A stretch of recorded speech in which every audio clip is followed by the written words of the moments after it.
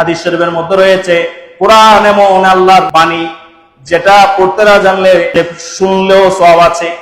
কোরআন শরীফ নামাজের মধ্যে ইমাম সাহেব তিলাওয়াত করবে, মুসল্লিরা শুনবে, ইমাম সাহেব যে সওয়াব পাবে, মুসল্লিরা ওই তিলাওয়াত শোনার কারণে মুসল্লিরা সমান সওয়াবের ভাগীদার হবেন। সুবহানাল্লাহ। তাহলে কোরআন তিলাওয়াত তারাবি নামাজে শুনলে সওয়াব আছে, তিলাওয়াত করলে কি আছে? এখন তো সবাই তো হাফেজ কোরআন না, হাফেজ সাহেবরা তিলাওয়াত করবে আর আমরা কি করব? শুনে শুনে হাফেজ সাহেব যে সওয়াবের, হাফেজ সাহেব যে সওয়াবের ভাগীদার হবে, আমরা শোনার ক্ষেত্রে আমরা সমান ভাগীদার হয়ে যাব। হাদিস শরীফের মধ্যে আছে, আমার রাসূল বলেন কোরআন শরীফ তিলাওয়াতের ফজিলত অনন্য। কোরআন শরীফের একটা বর্ণ তিলাওয়াত করলে আল্লাহ বান্দার আমলনামার মধ্যে রমজানের বাইরে 10টা নেকি দান করেন। আমার রাসূল বলেন একটা বর্ণ মানে একটা শব্দ না, যেমন আলিফ লাম মিম 3টা বর্ণ, আলিফের জন্য 10 নেকি, লামের জন্য 10 নেকি, মিমের জন্য 10 নেকি।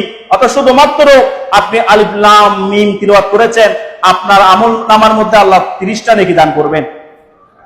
সুবহানাল্লাহ বলবেন না? আলহামদুলিল্লাহ, আলহামদুলিল্লাহ করেছেন, 5টা বর্ণ 50 নেকি আপনার আমলনামার মধ্যে দান করেছেন।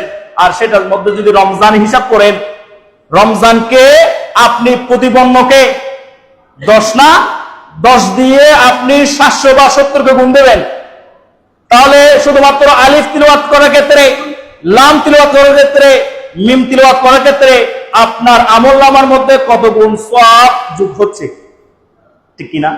তাহলে আপনার আমলনামার মধ্যে সওয়াব যোগ হবে।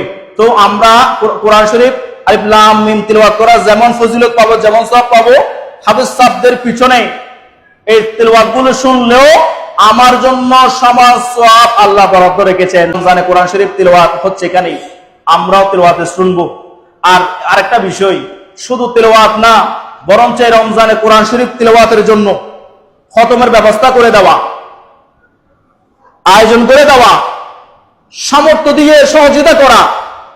শোনা যেমন সওয়াব, পড়া যেমন সওয়াব, আপনি সহযোগিতা করেছেন, আপনার আমলনামার মধ্যে আল্লাহ পাক রব্বুল আলামিন সমান সওয়াব দান করবেন। এবং এটা সদকার সওয়াব দান করবেন। যে এটা কিসের সওয়াব? সদকার সওয়াব দান করবেন। আর সদকা এমন ইবাদত যেটা বান্দাকে বিপদের মুখ থেকে এনে নাজাত দান করে, বান্দাকে নাজাত দান করেন। সদকা বিপদ থেকে উদ্ধার করেন। সদকা এমন ইবাদত